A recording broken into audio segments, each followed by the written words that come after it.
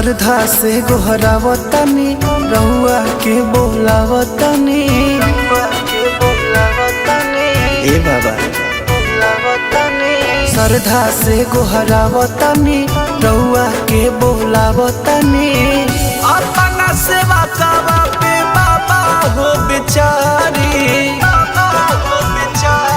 असरा में सब लोग बा मीठापुर पंडाल में पधारे हे गणपति देवा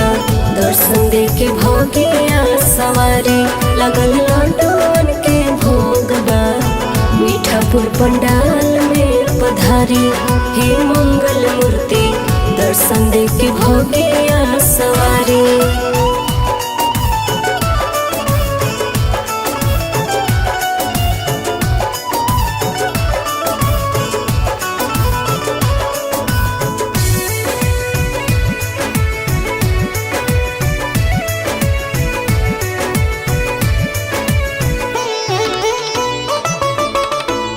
मंगल करता मंगल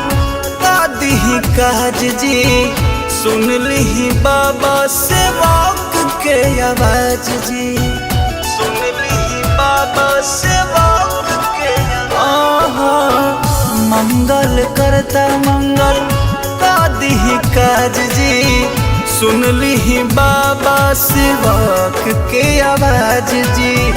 हाथ जोड़ी खाड़ बड़े सारा नर नारी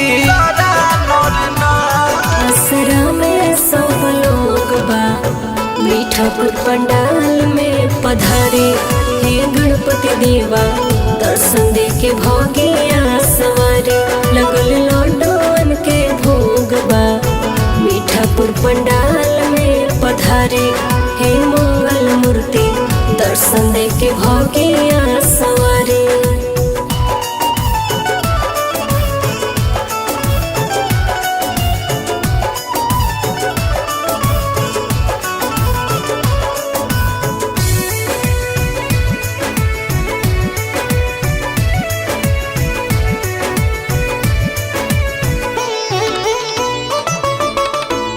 देर जनी करी सुनी सीधी विनय और जी स्वीकार करी हे गणनाय और जी स्वीकार करी हे गणनाय